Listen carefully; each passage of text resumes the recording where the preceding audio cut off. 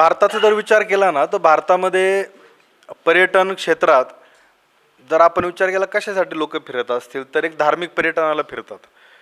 दुसरं, परदेशातले लोक भारतात कशाला येतात, तर ते आपल्या मेडिकल टुरिझमसाठी येतात.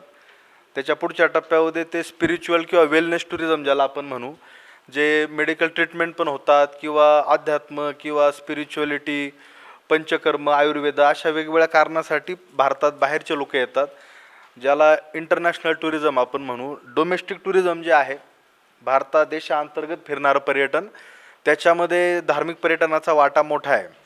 आणि तो किती आहे, जर जी डी पीचा विचार केला तर भारताच्या एकूण जी डी पीच्या जवळपास 9.5% 6.5% जी डी पी कॉन्ट्रीब्युशन पर्यटन क्षेत्राचं आहे.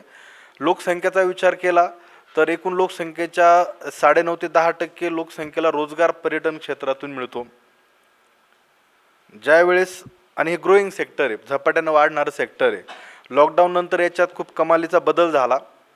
लॉकडाऊन नंतर एक संकल्पना आली, रिव्हेंज टुरिझम. रिव्हेंज टुरिझम म्हणजे असं वाटलं लोकांना की माझ्या आयुष्यातले हे 2 वर्ष फार व्हायला गेले, तर याचा बदला मला घ्यायचा आहे. त्याच्यामुळे लोक वेडासारखे पर्यटनाला बाहेर निघाले.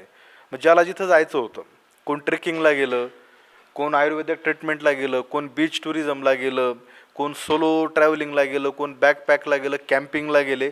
वेगवेगळ्या कारणासाठी लोक फिरायला लागले बाहेर. तर पर्यटनाचा टक्का मात्र याच्यामध्ये वाढला. आता काही पर्यटनाच्या संकल्पना, आपण ज्यावेळेस पर्यटनाला जातो त्यावेळेस असं ठोकताळा जर काढला, आपण एखाद्या रिसॉर्टवर जातो किंवा आपण देवदर्शनाला गेलो, तर 4 कप्पे पडतात त्याचे. पहिला कप्पा काय असतो की एक पर्यटनाची इकोसिस्टीम असते. इकोसिस्टीममध्ये काय येतं की त्या ठिकाणी गेल्यानंतर आपली राहण्याची व्यवस्था होते. आपल्या बजेटनुसार आपण ठिकाण निवडतो, अगदी साध्या लॉजपासून तर लॅविश हॉटेलपर्यंत. दुसरा टप्पा असतो की आपली भोजन व्यवस्था. आपण खातो स्ट्रीट फूडपासून तर चांगल्या मोठ्या हॉटेलमध्ये आपण खातो. तिसरी असते की गाईड किंवा कोऑर्डिनेटर किंवा आपला जो ट्रिप प्लॅन करून देतो, तर तो माणूस आपल्यासोबत असतो. गाईड आपल्यासोबत, आपल्याला इथे जाता येईल तिथे जाता येईल. चौथी एक व्यवस्था असते ट्रान्सपोर्ट फॅसिलिटी. आपल्याला बाईकवर फिरायचे, सायकलवर फिरायचे, छोटी गाडी आहे, मिनी बस आहे, बोटीतून जायचे, क्रूजवर जायचे, विमानाने जायचे. तर हे ट्रान्सपोर्ट फॅसिलिटी एक त्या इकोसिस्टीमचा एक भाग आहे. चौथी गोष्ट, आपण त्या ठिकाणी पर्यटनाला गेल्यावर जे काही अट्रॅक्शन पॉईंट आहे, म्हणजे एखादा किल्ला असतो, एखादी लेणी असते, एखादं जुनं मंदिर असतं, एखादं निसर्गाचं स्थळ आहे म्हणजे अभयारण्यातले ट्रेक असतात, गीरच्या जंगलात किंवा अशा व्याघ्र दर्शनाच्या टूर असतात, सकाळी केलेल्या, रात्री दुपारी केलेल्या. तर ह्या सगळ्यासाठीची जी इकोसिस्टीम एकत्र बांधली जाते, त्याला आपण एक टुरिझम प्रोडक्ट बनवतो. आणि जे टुरिझम प्रोडक्ट तयार होतं त्याला आपण वेगवेगळी नावं देतो.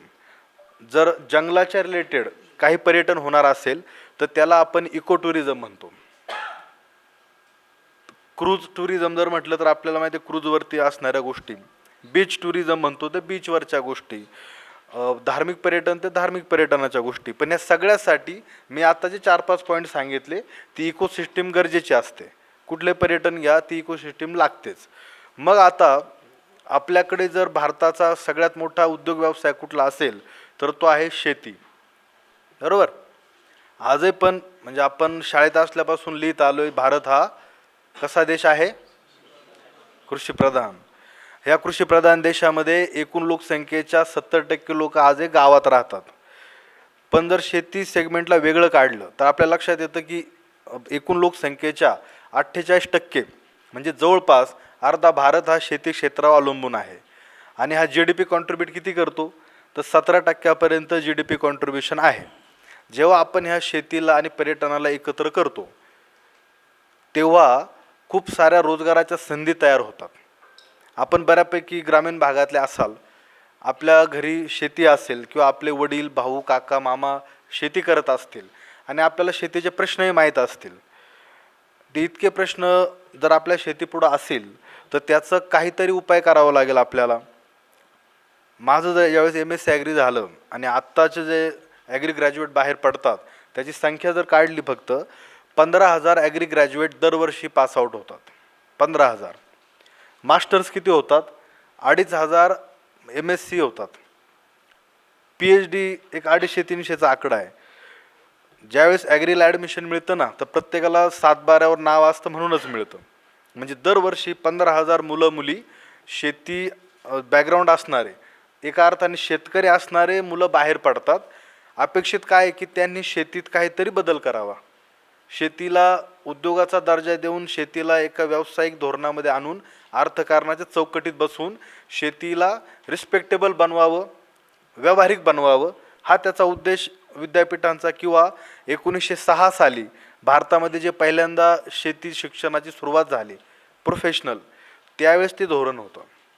प्रत्यक्षात तसं फार कमी वेळाच होतं. म्हणजे शेतकऱ्यांचा सगळ्यात जास्त भरोसा नसेल तर तो ॲग्री ग्रॅज्युएटवर नसतो आमच्यासारख्या. कारण जे औषध बंद पडले मार्केटमध्ये तेच औषध आम्ही सिलेबसला अभ्यासात लिहितो. कारण सिलेबस काय बदललेला नाही, इंडस्ट्री फार पुढे झपाट्याने बदलत असते. ज्यावेळेस 13 वर्षापूर्वी हा थॉट माझ्या डोक्यात आला होता की आपण शेतीला आणि पर्यटनाला एकत्र केलं तर त्याचे फायदे काय होणार आहेत. त्याचे सिंपल फायदे आहेत. मुळात शहर ग्रामीण ही वर्गीकरण आत्ताच्या काळात आता संयुक्त राहिलं नाही. कारण आपले जुनी लोक म्हणायचे की शहरातल्या लोकांना काही मिळत नाही, गावच्या लोकांना खूप काय काय मिळतं. पण आज जर तुम्ही ग्रामीण भागात कुठे राहत असाल आणि तुमच्या परिसरात राहणाऱ्या ग्रामीण भागातील लोकांची जीवनशैली बघितली तर ती आता शहरासारखी झाली आहे. उलट शहरातला माणूस जास्त सजग झालाय, अवेअर झालाय, त्याचे कधीतरी जाणीवपूर्वक मातीला पाय लावायची इच्छा आहे. पण ग्रामीण भागातला माणूस तर 2-2 महिने कधी चपलेचा पाय निघत नाही, मातीला टच होत नाही त्याचा. ही फॅक्ट आहे, तुम्ही घरी पण बघा बारकाईने. अशा परिस्थितीमध्ये शहर आणि ग्रामीण ही दरी न राहता सगळ्यांसाठीच माती आणि शेती हा जवळचा भाग बनलाय. आणि उद्योजक म्हणून आपल्याला तेच ट्रॅप करायचं होतं. 13 वर्षापूर्वी आपण त्यावरच फोकस दिला. सिंपल गोष्ट काय होती की जे आपलं अन्न शेतात पिकतं त्याची गोष्ट आलेल्या लोकांना सांगायची, स्टोरी टेलिंग. मग काय सांगायचं, टोमॅटो सगळ्यांना माहीत आहे, पाऊस पडल्यावर मातीचा वास सगळ्यांनी घेतलाय, छान येतो ना. त्याचे मार्केटमध्ये आता सेंट मिळतात मातीच्या वासाचे. आता हा मातीचा वास मातीला येत नसून तो एका किड्याला येतो. टोमॅटो लाल कशाने होतो, मिरची तिखट का लागते, किंवा टोमॅटो आपण म्हणतो, पण ज्यावेळेस मी लायकोपियन एस्क्युलेंटम म्हणतो तेव्हा हे कुठल्या झाडाचं नाव आहे त्याची क्युरिओसिटी तयार होते. शेतीच्या सोप्या सोप्या गोष्टी तयार करून आपण ज्यावेळेस लोकांना सांगतो तर नकळतपणे आपण लोकांना त्याच्याशी कनेक्ट करतो. कशासोबत, मातीसोबत, शेतीसोबत. दुसरी गोष्ट, ज्यावेळेस आपण आपलं जे अन्न खातो त्याची गोष्ट आपल्याला कळते तेव्हा आपण थोडं त्याच्याशी कनेक्ट होतो. जुन्या काळात शेती करणं हे 3 प्रकारे तुम्हाला फायद्याचं ठरायचं. पहिलं, शेती करणं म्हणजे एक थेरपीचं काम व्हायचं. आज आपण वेलनेसच्या साठी पंचकर्म करतो, मेडिटेशन करतो, हे सगळं शेती आपल्यासाठी आधी करायची. ज्यावेळेस आपण तिला श्रद्धेने करायचो त्यावेळेस. आता मधल्या काळात कमर्शियल अप्रोच आला आणि शेतीचा तो अँगल आपल्यापासून सुटला. दुसरा अँगल होता, आपण शेती करताना एखादं बियाणं निवडायचो, छान वाफे करायचो, बांधावरती वेगळी गवत लावायचो आणि आपल्या शेताचा एक ॲम्बियन्स, एक दृश्यमान स्वरूप तयार व्हायचं. म्हणजे शेती एक कला होती, शेती एक आर्ट होती. आणि तिसरी गोष्ट, जो माणूस ती शेतीची नित्यकर्म करायचा त्यावेळेस त्या शेतीतून तिसरा पार्ट यायचा ज्याला आपण ध्यानधारणा किंवा मेडिटेशन म्हणतो. शेतीत काम करत असताना तुमच्या डोक्यात दुसरा कुठलाही विचार यायचा नाही. आताच्या घडीला शेतीकडे बघतानाच एक निगेटिव्ह भावना असते. शेतीत पाय ठेवतानाच विचार असतो शेती परवडत नाही. शेतीत पाय ठेवताना विचार असतो का मातीत हात घालणं म्हणजे कमी मानाचं आहे, त्याला प्रतिष्ठा नाही. दुसरा भूमिका असते, ह्याच्यात काय कला आहे, कारण आपण पेरणी करताना ट्रॅक्टर ड्रायव्हर जो बसतो तो कानात हेडफोन घालून काहीतरी गवळणी ऐकत असतो, पुष्पाची गाणी ऐकत असतो. त्याच्यामुळे त्याला हे कळत नाही की शेत काय सांगू पाहते त्याला. दुसरी गोष्ट अशी आहे की ज्या श्रद्धेने शेती करायची असते त्या श्रद्धेने शेती याच्यासाठी होत नाही का शेती आपल्याला जगण्यासाठी लागणारे पुरेसे पैसे मिळवून देत नाही. हा त्याच्यातलं व्यावहारिक सत्य आहे. म्हणून ही जी काय मी तुम्हाला फिलॉसॉफी सांगतोय, तुम्ही मला मनातल्या मनात म्हणाल का हे काही सांगू नका, आम्ही तेच करतोय, पण शेती आम्हाला काही पुरेसे पैसे देत नाही, ही फॅक्ट आहे. म्हणून तर त्याला पर्यटनाची जोड दिली, तर जेवढे पैसे तुम्हाला मेथीतून मिळणार नाही, टोमॅटोतून मिळणार नाही, वांग्यातून काकडीतून जे तुम्ही लावता त्याच्यातून मिळणार नाही, त्याच्यापेक्षा जास्त पैसे ही लोक तुमच्या शेतावर तुम्ही लावलेलं पीक बघायला येऊन मिळतात. आजच्या घडीला किती रेट फ्लक्च्युएट होतात भाजीपाल्याचे. आपण जी काय भाजी लावतो, समजा तुमच्याकडं फळबाग आहे, एखादी डाळिंबाची फळबाग आहे, 1.5 वर्षानंतर डाळिंब यायला सुरुवात होते आणि पुढच्या 8-9 वर्ष डाळिंबाची शेती चांगलं फळ देते. नंतर त्याला मर रोग येतो, काय येतं आणि पुढच्या 10-12 वर्षात डाळिंबाची बाग संपते. आता ह्या डाळिंबाला जर बघायला कोणी लोक आले तर ते आपल्याला आपल्याला गोष्ट सांगायची, त्यांना डाळिंबाविषयी त्यांना जाणून घ्यायचे आणि सोबत जाताना डाळिंब आपल्याकडून आपण म्हणून त्या रेटने विकत न्यायचे. कारण आपण डाळिंब कसं पिकवलंय, काय त्याला ऑर्गॅनिक किंवा सेक्युअर प्रॅक्टिसेस केल्यात. आता ऑलमोस्ट सगळे शेतकरी सेक्युअर फूड प्रोडक्शनच्या मागे आहेत. फळबाग करणारे त्यांना कमीत कमी औषधांचा रेसिड्यू त्या फळांवर ठेवायचा आहे, कारण त्यांना जास्त रेट त्यांच्या शेतमालाला हवा आहे. हे सगळं करत असताना आपण जे काही ज्या प्रकारची शेती फुलवली ही बघायला लोक येतात, समजून घेतात. समजून घेण्यासोबत आपण जे खातो, बांधावर बसून आपल्यासोबतच ते जेवण करतात आणि जाताना ताजा पॅकिंग केलेला किंवा वाळवलेला प्रक्रिया केलेला शेतमाल विकत नेतात. या सगळ्या प्रक्रियेच्या बदल्यात ते आपल्याला पैसे देतात, म्हणजे ॲडिशनल इन्कम आपल्याला त्याच्यातून तयार होते. हा झाला व्यवहार. या व्यवहारापलीकडे खूप जास्त गोष्टी घडतात. जेव्हा असं कोणी आपल्या शेतावर येतं ना, ते आपले मेहनत आणि आपले कष्ट समजून घेतं, आपल्या जगण्याला एक शाबासकीची थाप देतं आणि आपल्या कष्टाला, आपल्या कामाला समजून घेतं. याच्यातून नकळतपणे आपल्या असण्याचा ॲक्सेप्टन्स येतो. शेतकरी म्हणून तुम्ही या समाजाचे एक घटक आहात. तुम्ही आमच्यासाठी फक्त आमचं अन्न तयार करत नाही, तर तुम्ही आम्हाला एक जगण्याची हार्डवर्कशिप सांगताय, मेहनतीला एक मान्यता देताय. तर ह्या सगळ्या प्रक्रियेमध्ये शेती फक्त शेती राहत नाही, शेती एक संस्कार बनतो. आणि हे मी 13 वर्षाच्या माझ्या अनुभवातून सांगतोय. आपल्याकडे आतापर्यंत 23 देशातले लोक येऊन गेले,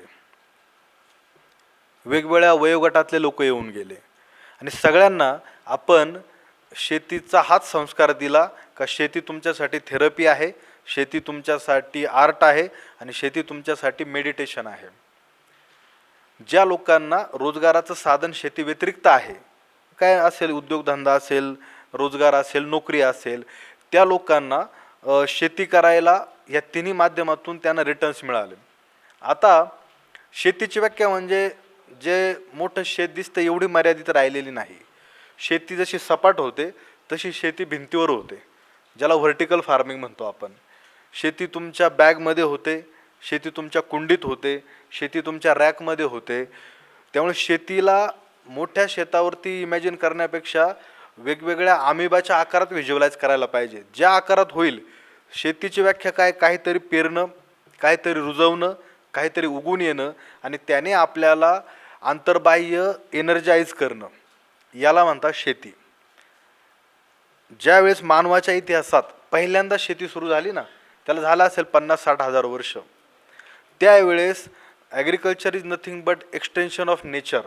निसर्गामध्ये आपण जे काही इंटरफेरन्स केला ती बनली शेती, जो आपल्या रोजीरोटीचं साधन बनलं. आणि ती बघायला जगाच्या पाठीवरती लोक फिरत असतात. इटली नावाचा जो देश आहे, त्या देशामध्ये शेती पर्यटनाचे सेपरेट कॉलेजेस आहेत. ॲग्रिटुरिझमची डिग्री मिळते, bachelor in agritourism, diploma in agritourism, masters in agritourism, PhD in agritourism. त्या देशामधलं ॲग्रिटुरिझम कसं आहे, तिकडे वाईनची द्राक्ष पिकवतात, प्रोसेसिंगमध्ये वाईन तयार करतात, त्याच्यासोबत चीज बनवतात दुधाचं, आणि त्याच्या एक्सपिरियन्ससाठी चीज मेकिंग, वाईन मेकिंग, वाईन टेस्टिंगच्या उपक्रमासाठी लोक युरोपात बऱ्यापैकी फिरतात. अमेरिकेत काय भानगड आहे, अमेरिकेत मेन पिकिंग इव्हेंट होतात, ॲपल पिकिंग वेगवेगळे. त्यांचा एक ॲट्रॅक्शनचा इव्हेंट असतो, आपला डांगर भोपळा असतो ना, तर त्यांच्याकडे पंपकिन इतक्या मोठ्या आकाराचे असतात की 20 किलोचा भोपळा, आणि त्याचं कार्विंग केलं जातं, त्याला नक्षीकाम केलं जातं. जर तुम्ही जापानमध्ये ॲग्री टुरिझम बघितलं तिथं कसं आहे, तिथे फील्ड आर्ट केली जाते. म्हणजे एरियल व्ह्यू हेलिकॉप्टरमधून किंवा एअरक्राफ्टमधून तुम्हाला किंवा एखाद्या टेकडीवरून समोरचं शेत बघता येत असेल, तर त्या शेतामध्ये वेगवेगळ्या रंगाच्या भाताचं प्लांटेशन असं काय केलं जातं का त्याच्यामध्ये एक आकार दिसतो. म्हणजे जपानचा योद्धा जो असतो समुराई, त्याचा आकार, त्याचं स्कल्पचर किंवा त्याचं पेंटिंग भातातून केलेलं असतं, जिवंत भातातून.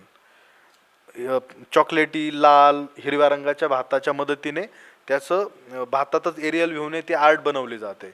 इस्रायलमध्ये जर गेलात, इस्रायलमध्ये तर स्वतःचा पाण्याचा टिपका नाही. जॉर्डन नावाचे प्रदेश त्याने जिंकून घेतला, तिथली नदी आपल्या देशात वळवली आणि उत्तर टू दक्षिणेपर्यंत एक कॅनॉल बनवला.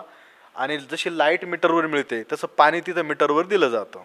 तर ड्रॉपचा हिशोब होतो, थेंबाथेंबाचा. तर तिथे थेंबाथेंबातून फुलवलेली शेती हाच पर्यटनाचा भाग आहे. तुम्ही नेटाफेम ठिबक ऐकले का? नेटाफेम एक ड्रिप कंपनीचं नाव आहे. तर नेटाफेम हा एक हिब्रू भाषेतला शब्द आहे. नेटाफेम म्हणजे पाण्याचा थेंब. जो ते तिकडची मोठी कंपनी, आपल्याकडे बरेचसे शेतकरी नेटाफेमचं ड्रिप वापरतात आपल्याकडे. जर तुम्ही इराण वगैरे देशांमध्ये गेलात का जिथे याची शेती होते, आपलं सॅफ्रॉनला काय म्हणतो आपण, केशरची शेती होते आणि ती मोकळ्या याच्यात होते. आणि केशरच्या शेतीचंच पर्यटन त्या ठिकाणी केलं जातं, तंबूमध्ये दाखवायला. त्या देशात म्हणजे कुठलाही भाग्या ज्या ठिकाणी जगाच्या पाठीवर मानव वस्ती आहे त्या ठिकाणी राहणाऱ्या लोकांना एकतर जंगलात जावंसं वाटतं किंवा शेताच्या बांधावर जावंसं वाटतं, पाण्याच्या कडेला जाऊन बसावंसं वाटतं. हे नॅचरल अफेक्शन जे आहे हे कशाविषयीचं आहे? पंचमहाभूतांविषयीचं आहे. आपले पाहिजे 5 एलिमेंट्स आहेत ना, कोणते कोणते आहे ते? पंचमहाभूत,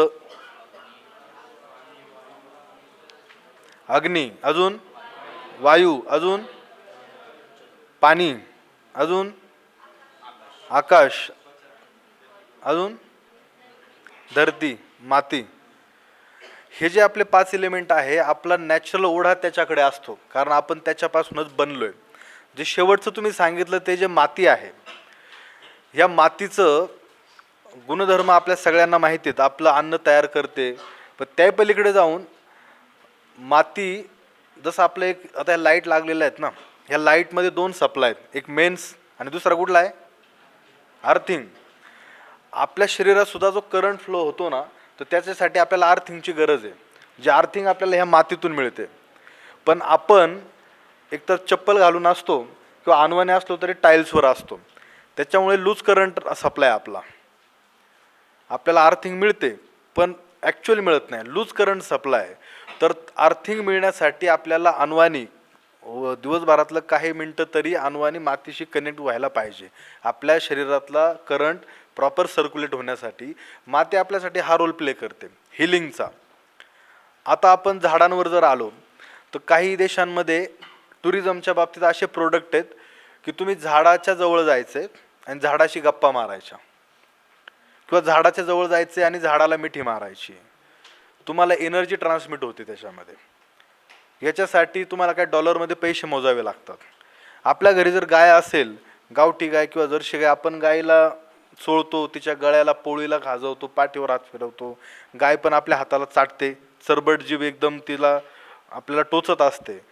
अमेरिकेमध्ये हग द काऊ म्हणजे गायला मिठी मारण्याचे $5 द्यावे लागतात ॲग्री टुरिझमवरती. त्याने एक स्टोरी सेल केली, एक गोष्ट विकली का गायीच्या स्पर्शात जादू आहे, तुम्हाला पॉझिटिव्ह फील येतो. आपल्या मुंबईच्या जवळच गावठी गायांच्या मध्ये खाटा टाकल्या बेड, आणि 1 तास जर तुम्ही तिथे झोपणार असाल तर $2000 द्यावे लागतील. पण त्या गिर गाई गावठी गाईच्या मध्ये त्याचं काय की त्या गायीचे जे त्यांनी एक त्याचं आयुर्वेदिक थेरी मांडली की रेडिएशन निघणार, ते तुम्हाला बॉडीला मदत करणार, तुमचं हिलिंग करणार. आणि ज्या लोकांकडं हळूहळू तो प्रोसेस कशी आहे, रस्त्यावर जे काम करतात ना लोक, दगड फोडायचं किंवा धनगराचं, ज्यांचे पाला असतात त्यांना विंचू, काटा, साप, बिबट्याची भीती वाटत नाही. जरा पुढे आलं, थोडं जरा सुरक्षित निवाऱ्यामध्ये आलं की आपल्याला भीती वाटत असते आणि आपण सुरक्षित निवाऱ्यामध्ये जातो. त्याच्या पुढच्या टप्प्यावर गेलं की माणूस घाबरट होत जातो, किंवा दुसऱ्या अंगाने बघितलं तर माणूस स्वतःच्या खाण्याला घेऊन, स्वतःच्या तब्येतीला घेऊन अवेअर होतो, कॉन्शियस होतो आणि त्याला वाटतं की मी चांगलं खाल्लं पाहिजे, मी चांगलं जीवनशैली विकसित केली पाहिजे. हा एक मोठा मार्केट आहे. वेलनेस इंडस्ट्री हे एक मोठं मार्केट आहे, ज्याला टुरिझमच्या नजरेतून बघितलं तर तुम्ही खूप चांगलं काम त्याच्यामध्ये करू शकता. टुरिझमला स्वतःचं असं आकार नाही. ज्या गोष्टीचं पर्यटन करायचं आहे ना, त्याचा आकार पर्यटनाला येतो. तुमच्याकडे शेती असेल, तुमच्याकडे प्रोसेसिंग युनिट असेल, तुमच्याकडे मॅन्युफॅक्चरिंग युनिट असेल, तुमच्याकडे लिखाण होत असेल, तुमच्याकडे वाचन होत असेल, तुम्ही कन्सल्टंट असाल, 30-40 वर्षाचा अनुभव आहे तुम्हाला, म्हणजे इथे बसल्यापैकी जर आपण असं म्हणू की सरांना जर 30 वर्षाचा शिक्षण क्षेत्रातला अनुभव असेल तर सरांशी गप्पा मारायला प्री अपॉइंटमेंट घेऊन लोक येऊ शकतात आणि त्याचे 1 तासाचे 2000-4000 सर चार्ज करू शकतात. ज्याला त्याची माहिती पाहिजे त्याने येऊन सरांशी गप्पा माराव्या. ते झालं एज्युकेशन टुरिझमचं प्रोडक्ट. सकाळी अतिशय थोडक्यात पण खूप महत्त्वाची माहिती ज्यांनी आपल्याला दिली, प्रियदर्शन सहस्रबुद्धे सर, IIT पवईचे ते सायंटिस्ट आहेत. वायू नावाचा जो ब्रँड आहे तर त्यांचा वायू ब्रँड बघायला जाणं हेच एक पर्यटनाचं मॉडेल आहे जे आम्ही आता विकसित करतोय. आता आपण असं म्हणू का, मी जे शेती पर्यटनाचं सांगतोय त्याच्यासाठी आपल्या शेतावर करायचं असेल, मी जे मॉडेल सांगतोय 13 वर्षापूर्वी केलेलं आपलं पराशरचं, त्या पराशरचं स्वतःची फुटभर सुद्धा जागा नाही, माझं स्वतःचं एक द्राक्षाचं झाड नाही, पण 13 वर्षापासून मी महाराष्ट्रातील पहिला द्राक्ष महोत्सव भरवतोय. आपल्या पराशरवर सुरू झालेला द्राक्ष महोत्सव आज किती व्यापक झालाय, तर जुन्नरमध्ये शिवजयंतीच्या वेळेस जो स्वराज महोत्सव बनतो, ज्याला 10 कोटीचं शासनाचं बजेट येतं, त्याची सुरुवात आपल्या द्राक्ष महोत्सवापासून झालेली. 13 वर्षामध्ये त्याचा प्रवास एवढा झाला. कोकणामध्ये जर तुम्ही डहाणूला गेलात तर चिक्कू महोत्सव होतो. चिक्कूची 40, 50, 60 वर्ष जुन्या बागा आहेत आणि त्याच्या फांद्यांना आपण बटाट्याचे वेपर्स बनवतो ना, तशा त्या काय म्हणतो त्याला आपण, वेपर्स कशात बनवतो, किसनी, तर त्या किसनी झाडाला लटकवलेल्या आहेत. तिथे तुम्ही त्या टूरला गेलात का तुम्ही खालीच पडलेले चिक्कू उचलायचे, खाली बारदानं टाकलेली आहेत आणि त्या किसनीने त्याच्यावरती किसायचे. तर चिक्कूचे जे काय फ्लेक्स निघतात ते त्या बारदानावर पडतात. तुम्ही करून गेले का तुमच्या मागे तिथले कामगार येतात, ते व्यवस्थित वाळत घालतात आणि ते सावलीत वाळवलेले चिक्कू flakes as it is dehydrate करून पॅकिंगमध्ये विकायला येतात. त्याची विक्री होते. नाशिकजवळ पेरूच्या वाडीतली मिसळ प्रसिद्ध आहे. त्या मुलाने इनोव्हेशन आणलं, त्याने आयडिया लढवली, आपल्या पेरूच्या बागेतच मिसळ खायला लोकांना बोलवलं आणि त्याच पेरूची, फ्रेश पेरूची विक्री. पेरू लवकर खराब व्हायला लागतो ना, पिवळसर पडला का त्याच पेरूचा पल्प काढून पेरूची आईस्क्रीम स्वतःच इनोव्हेट केली. आलेले लोक ह्याच पेरूची आईस्क्रीम म्हणून ते खातात.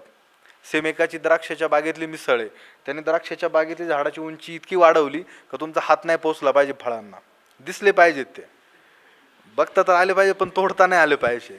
आणि खाली त्याला काय डस्ट, सँड डस्ट वगैरे टाकली ती कच, आणि त्याच्या खाली टेबल लावले. एका वेळेस 1000 लोकांची कॅपॅसिटी बसायची. वॉकी टॉकीवर नंबर घेतात, टेबल नंबर 56 खाली आहे, तुम्ही 400 मीटर तर चालत जातात टेबलकडे जायला तुमच्या. ह्या ज्या ॲक्टिव्हिटी का होतात, तर आता आपल्याला वेगवेगळ्या एक्सपिरियन्शियल फीलची गरज वाटते. आणि जर तुम्ही बारकाईने बघितलं, तुमच्या वडिलांच्या वयोगटातली लोक धाब्यावर जेवायला गेल्यावरती म्हणतात चुलीवरची भाकरी आहे का, इंद्रायणी राईस आहे का, मेथीची भाजी खरडा मिळेल का, कुठं बाहेर धाब्यावर, आणि घरी हॉटेलसारखं जेवण मागतात. हे आपला विरोधाभास झाला. आपल्याला घरी पाहिजे हॉटेलची चव आणि बाहेर गेल्यावर पाहिजे घरची चव. पण याला जर व्यवसाय म्हणून बघितलं तर याच्यात खूप मोठ्या संधी आहेत. एक काळ असा होता शिक्षणाला पुण्याला जावं लागायचं. आज आपण कुठं शिकतोय, बेल्ह्यातल्या एका पठारावरच्या कॉलेजमध्ये आपण शिकतोय. आज 5,500 मुलं इथे शिकत आहेत. त्यामुळे शिक्षणासाठी पुणे किंवा मुंबईला जावं लागेल अशी परिस्थिती आता राहिली नाही. तसं मला उद्योग व्यवसाय करायचा आहे म्हणजे इंडस्ट्रियल एरियातच जायला पाहिजे, मला शहराच्या मार्केटपर्यंत जायला पाहिजे अशी अवस्था राहिली नाही. आणि हे मी तुम्हाला जे सांगतोय तुमच्या उद्याच्या प्रक्षेत्र भेटीमध्ये तुम्हाला जाणवेल का कुठं गावाच्या कुठल्या कोपऱ्याला कुठलं छोटं मोठं युनिट उभं राहिलं त्याने काय केलं आहे. तर ते जे युनिट तुम्ही उद्या बघाल त्या युनिटला जर एका पॅकेजमध्ये फिक्स केलं, एक दुपारच्या 5 तासांच्या किंवा दिवसभराच्या किंवा जवळपास मुक्कामाची सोय असेल तर स्टे पॅकेजमध्ये केलं तर ते बनलं टुरिझम. इंडस्ट्रियल टुरिझम दुसरं काही नाही. टुरिझमचा असे एक कपडा आहे ज्याच्यावर टाकाल त्याचा आकार त्याला येतो. फक्त तो कपडा कसा आहे, वेलवेटचा आहे, भरजरी आहे, ॲट्रॅक्टिव्ह कलरचा आहे. त्याला तुम्ही जे नाव द्याल लोक तिकडे अट्रॅक्ट होतात. साध्या साध्या गोष्टी आहे. आता मी जर तुम्हाला थोडं अजून वर उचललं, लोणावळ्याच्या जवळ सर त्या हॉटेलांनी आपल्याकडे क्लायंटला अट्रॅक्ट करायला काय सुरू केलं आहे, मोठमोठे क्रेन येतात ना, त्या क्रेनला हँगिंग डायनिंग टेबल तयार केलेत. तुम्ही त्या असं एक 12 की 20 लोकांचा एक मोठा टेबल आहे असा एवढा लांब, आणि तुम्ही तिथे बसायचं, तुम्हाला क्लिप पॅक करणार पूर्ण आणि क्रेन तुम्हाला उचलणार, असं चांगलं 1-2-250 फुटावर ते उचलणार वरती, आणि तिथे तुम्ही जेवायचं. आणि एकाच्या जेवायला 2-2.5 हजार रुपये द्यायचे. थ्रिल आहे. म्हणजे तिथे जाऊन काय लवकर पचन होतं किंवा असं काय होत नाही, किंवा तिथून काय वेगळा एक्सपिरियन्स येतो, पण ते थ्रिल आहे. काही करण्याचं थ्रिल आहे आपल्याला. अशा साध्या साध्या गोष्टी करायला लोकांना आवडतात. म्हणून आपल्या पराशरवर आपण सिम्प्लिसिटी हीच VIP गोष्ट केली. आपल्या इथली मेन ॲक्टिव्हिटी काय माहिती आहे का, सगळ्यात महत्त्वाची ॲक्टिव्हिटी ज्याच्यासाठी लोक आवर्जून येतात ती ॲक्टिव्हिटी आहे टू डू नथिंग. काहीच करायचं नसेल तर आमच्याकडे या, हीच आमची टॅगलाईन आहे. आणि त्याच्यासाठी म्हणजे आजही सकाळी औरंगाबादच्या एका मोठ्या कॉलेजचे प्रिन्सिपल होते, 1 दिवसासाठी आले होते, तो 2 दिवस राहिले ते, आणि त्यांनी खरंच काहीच नाही केलं. तुम्ही चॅलेंज घेऊन बघा एकदा, 5 मिनिट काहीच न करता बसून बघा. तुम्ही ठरवलं का तुमच्या इकडे मोबाईल नोटिफिकेशन वाजलंच पाहिजे, तुम्हाला जर अपेक्षित मेसेज आलेला असेल तर तुम्ही वाटच नाही बघणार, लगेच काढून बघणार, अरे तो मेसेज नाही, परत ठेवून दिला, परत नवीन काहीतरी. किंवा तुम्हाला कुठून काय मित्राने हाक मारली तिकडे लक्ष जातं. 5 मिनिट शांत बसणं एकदा चॅलेंज घेऊन बघा असं गमतीने. जर तुम्ही सक्सेस झाले ना 5 मिनिटं शांत बसण्यात, तर तुम्हाला नोटीस होईल ह्या झाडाच्या पानांचा किती आवाज येतो. इथं खूप प्रकारचे पक्षी आहेत, आपण एवढं लांब असलो तरी गाड्यांचा खूप आवाज जवळ येतो. हे नोटीस तेव्हाच होतं जेव्हा आपण थोडं सेटल डाऊन होतो. आणि आता तुम्ही काय जेन झी का जेन अल्फा, कोण आहे तुम्ही? ना जेन झी तर नसाल तुम्ही. ज्यांचं वय आता साधारणतः 25 आहे ते जेन झी आहेत. त्याच्यानंतर जेन अल्फा आलं आणि जेन काय आलं आता, बीटा, असं काहीतरी आलं आहे खरं ते.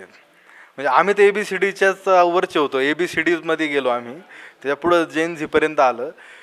तर ह्या जनरेशनला तुम्ही इतके स्मार्ट आहे ना का तुम्हाला पैसे सहज कमवते, तेवढं मेमरी किंवा तेवढे इंटेलेक्ट तुमच्याकडे आहे, तुम्ही पैसे सहज कमवू शकता. तुमच्यासारखं नशिबान कोण नाही का पैसे तुम्हाला इझिली मिळतील. तुम्ही म्युच्युअल फंडमध्ये इन्व्हेस्ट कराल, शेअर मार्केट कराल, छोट्या छोट्या बिझनेस आयडिया काढाल, पैसे मिळण्याची तुमची टेन्शन नाही राहिलं काही.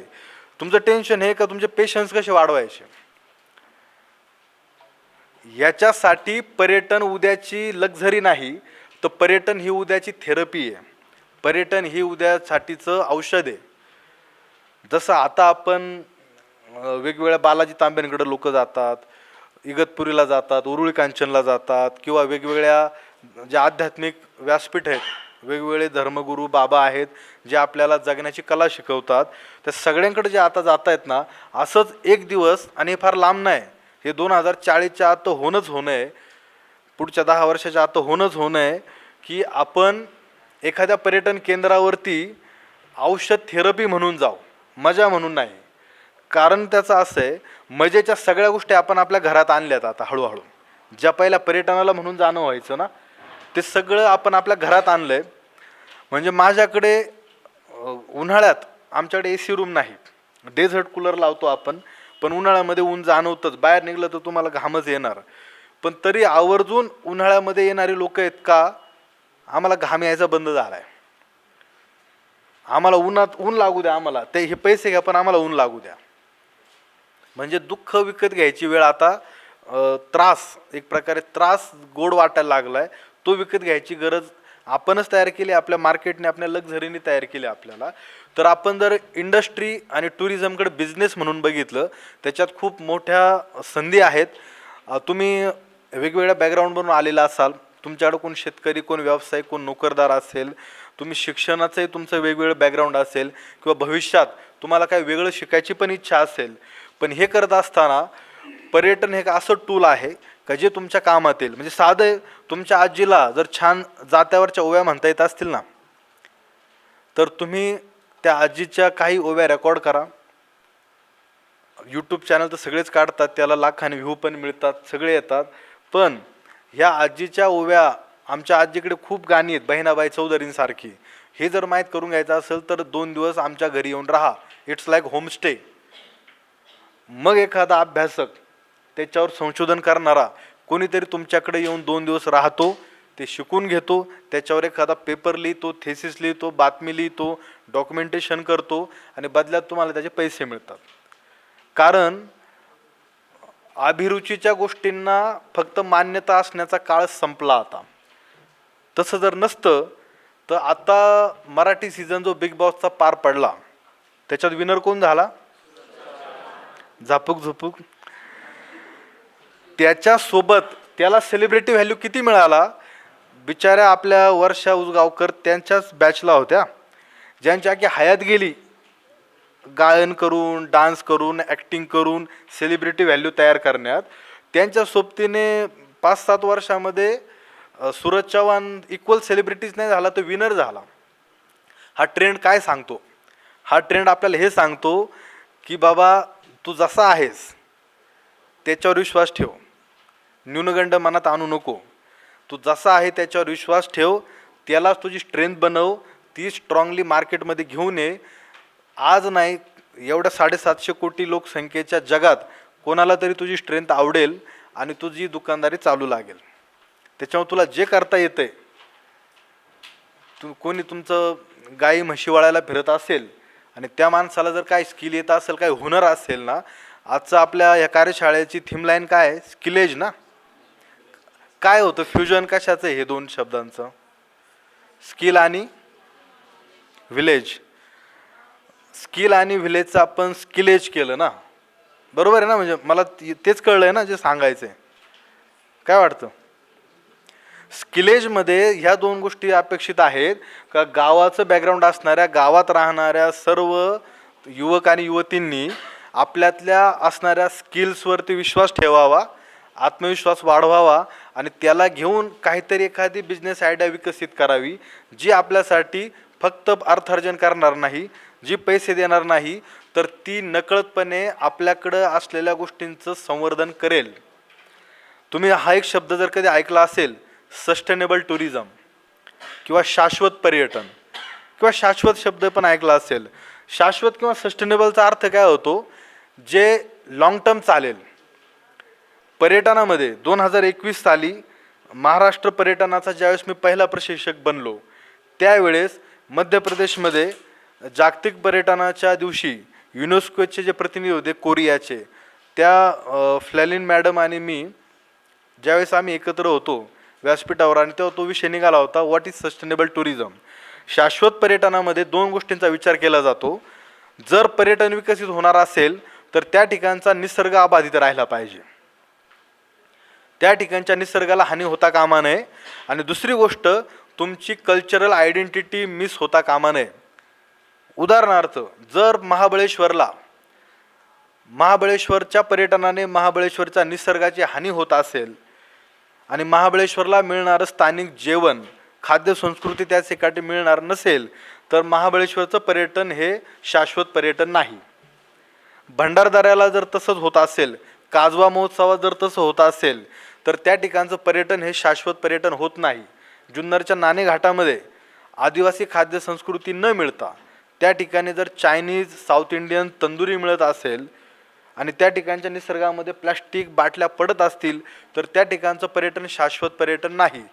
तुम्ही म्हणाल मग नसलं तर काय फरक पडतो? नाही शाश्वत पर्यटन, आज तर पैसे मिळत आहेत ना. शाश्वत पर्यटन नसेल तर एका कालांतराने त्या ठिकाणचं पर्यटन इतकं भरून जातं आणि लोकांची तिकडे जायची इच्छा संपते. जर असं होत नसतं तर नवे नवे पर्यटन स्पॉट विकसित झाले नसते. आज या राधानगरी धरणाच्या तिथे कोल्हापूरच्या जवळ त्या गावाने बोर्ड लावलेले आहेत की या गावात पर्यटकांस येण्यास सक्त मनाई आहे. हे बोर्ड गावोगावी लागतील.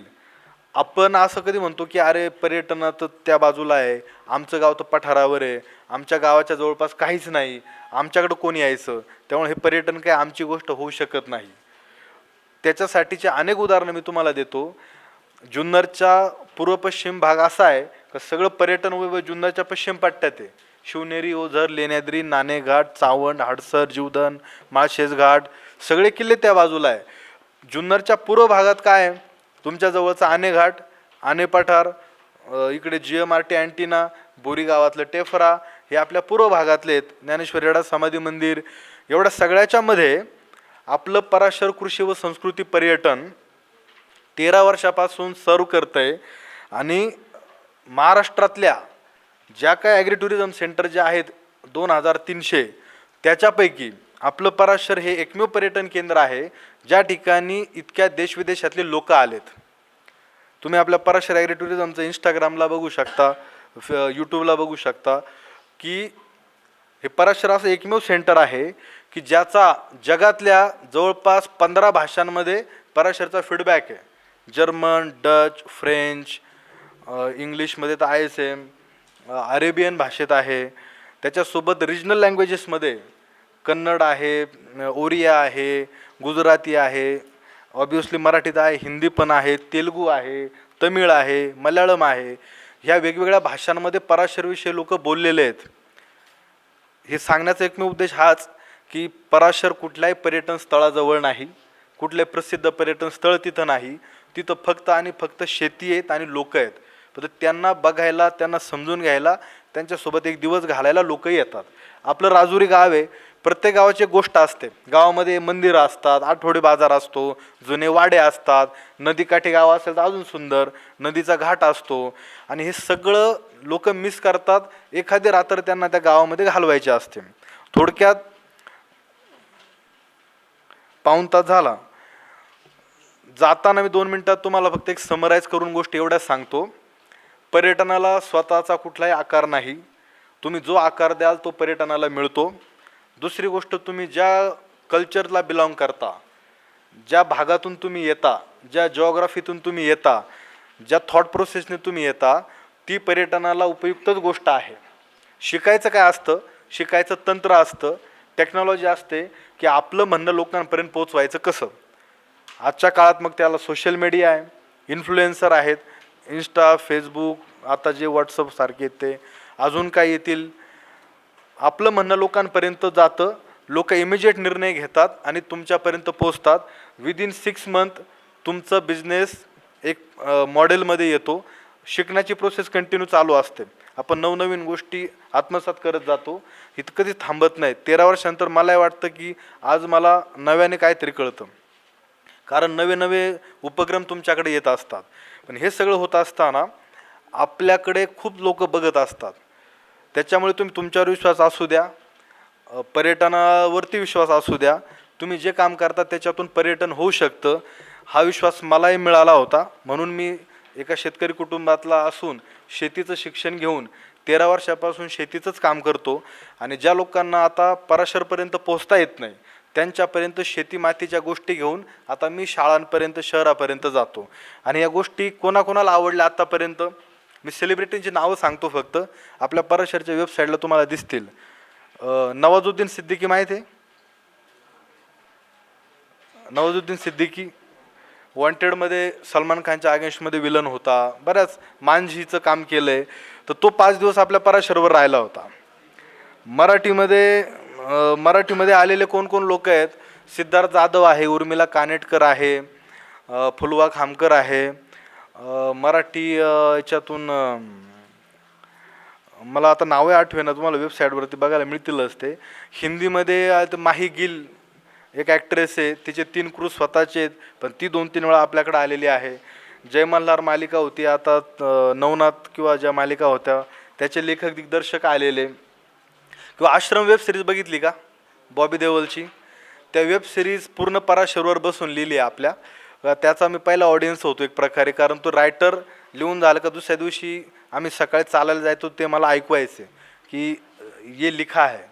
त्याच्यामुळे त्या जागेला अनेक प्रकारे लोक येतात आणि आपापलं स्वतःचा शोध घेतात त्याच्यामध्ये.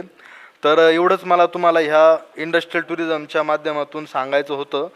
बाकी ह्या कार्यशाळेसाठी किंवा उद्याच्या ट्रिप्स एक्सपोजर व्हिजिटसाठी तुम्हाला खूप खूप शुभेच्छा. तुमच्या कॉलेजने ही संधी तुम्हाला उपलब्ध करून दिली आणि तुम्हाला प्रातिनिधिक स्वरूपात इथे येता आलं, तर मला असं वाटतं की तुम्ही जेव्हा तुमच्या कॉलेजला जाल तेव्हा तुमच्या मित्रमैत्रिणींनाच एखाद्या वेळेस एकत्र करून या 3 दिवसाचा अनुभव तुमचा सांगावा. आपण समर्थ कॅम्पसमध्ये काय काय अनुभवलं, कारण हे कॅम्पस माझ्या अतिशय जीवाची गोष्ट आहे. वल्लभ सर माझ्या मोठ्या भावाचे वर्गमित्र आहेत, त्यामुळे लहानपणापासून आम्ही एकत्र वाढलो आहे. आणि ह्या कॅम्पसच्या ठिकाणी काहीच नव्हतं, तेव्हापासून मी इथला प्रवास बघत आलो आहे. मागच्या 16 वर्षात आज इथे 5,500 मुलं आणि 700 वेगवेगळ्या काम करणाऱ्या जबाबदाऱ्यांची मंडळी इथे ह्या मातीवरती ज्या वाईब्स कार्यशाळेच्या म्हणजे आपण काय म्हणतो क्रिएटिव्हिटीच्या ज्ञानयज्ञ चालू एक प्रकारे इथे वेगवेगळ्या फॅकल्टीतून काही ना काही शिकवलं जातं आहे आणि त्या वाईब्स सगळ्या ह्या वातावरणात येत आहेत. त्याची ऊर्जा नकळत पण तुम्हाला जाणवेल, जी मला नेहमी आल्यावर जाणवते. ती ऊर्जा तुम्ही जाताना इथून घेऊन जा, ह्या कॅम्पसच्या चांगल्या आठवणी घेऊन जा. आणि तुम्ही जुन्नरला म्हणजे जुन्नरच्या बाहेरच्या आहेत त्याने जुन्नरला आपल्या विथ फॅमिली मित्रांसोबत फिरायला या, जुन्नरच्या पर्यटनाचा आस्वाद घ्या. आणि कधी तुम्हाला काही गरज वाटली तर तुम्ही इंस्टाग्रामवरती संपर्क करू शकता. मला या ठिकाणी बोलायची जी संधी दिली त्याबद्दल मनपूर्वक धन्यवाद. थँक्यू.